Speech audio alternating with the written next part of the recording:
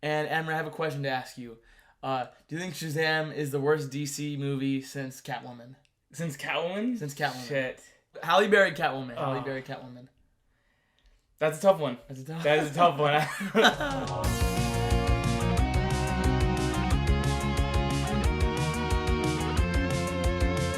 What's going on, guys? It is me from What Do You Think? I'm Omid. It's me, Amir, guys. And we're here for a new review for Shazam, Fury of the Gods.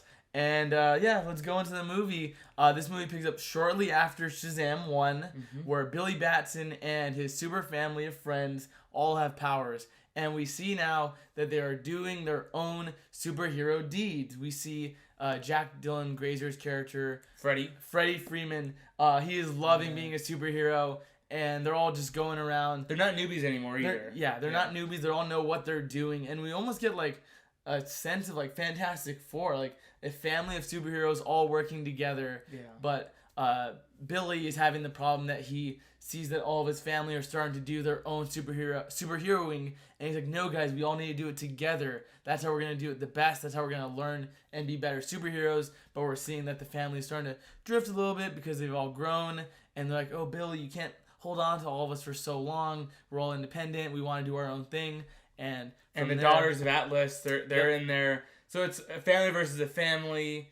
And it's just a really fun ride. I think if you haven't seen the first Shazam, definitely recommend that. That movie is great. Very fresh. Zachary Levi can do no wrong.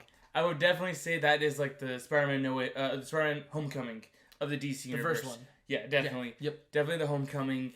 And yeah, you went into the synopsis. I actually enjoyed it more than Homecoming. They're both good. Yeah. So you went into the synopsis of Shazam: Fury of the Gods. And let me ask you this, Omid. How does this rank? Did you like the movie? Is it worth watching?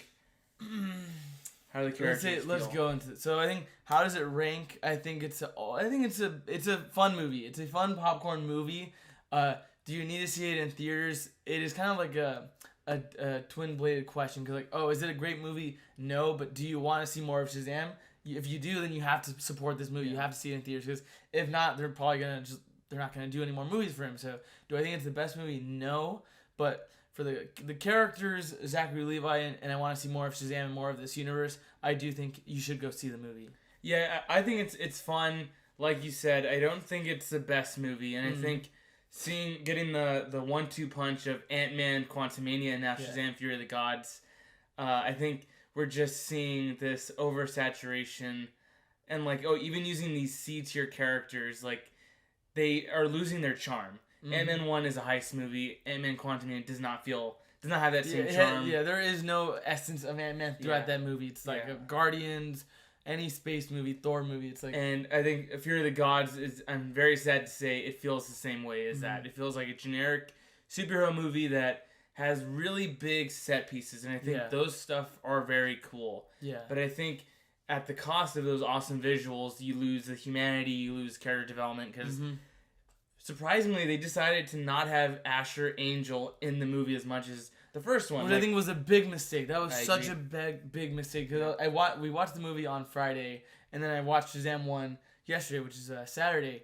And I was watching the movie, I was like, man, Asher Angel was so good in this movie. He was so relatable, so tragic when him looking for his mom throughout the entire movie, just to see that his mom abandoned him. Exactly. She wanted a fresh start. She didn't want to be tied down, and that is very sad. And then I told Amber what the beautiful thing about that Shazam movie was: these foster parents who knew Billy only for like a week cared more about him than his own blood. How that is so heartbreaking, but that is also so amazing on those foster parents, that they are the real heroes. Like, they had a little bumper sticker: "I'm a foster mom. What's your superpower?" That's great. Like, that's great, and it's so unfortunate to see it. The foster parents take a back seat in this movie, and I think also the siblings take a backseat, because you're mainly seeing them in their superhero forms, which is cool. But when they're a superhero form, there is no stakes in their personal life. They're trying to make it feel like an Avengers movie, like, oh, all of these characters are bigger than life, but you lose the humanity in them, which I think is a mistake, and that's just so tragic. And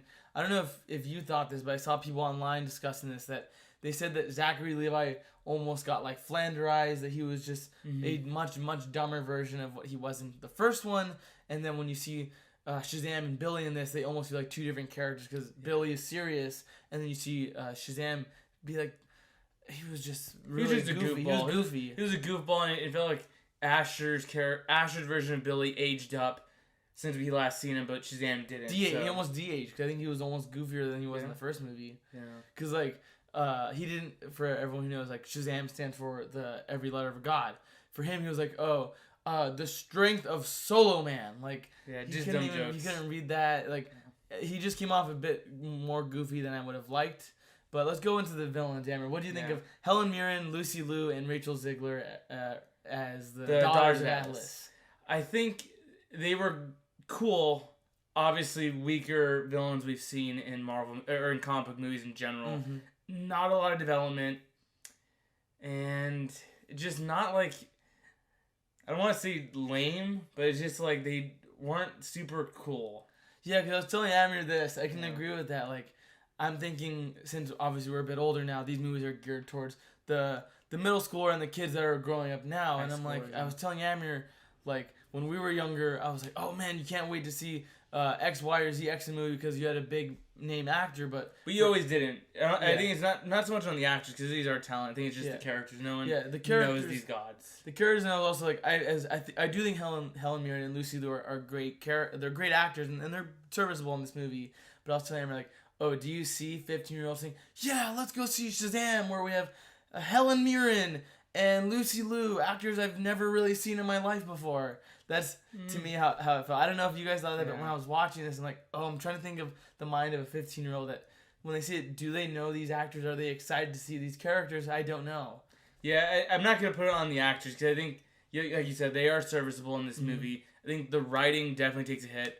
Even though it's the same director, and I'm not sure if David F. Sandberg also wrote the first or second one, but it does feel like totally they rushed it. Yeah.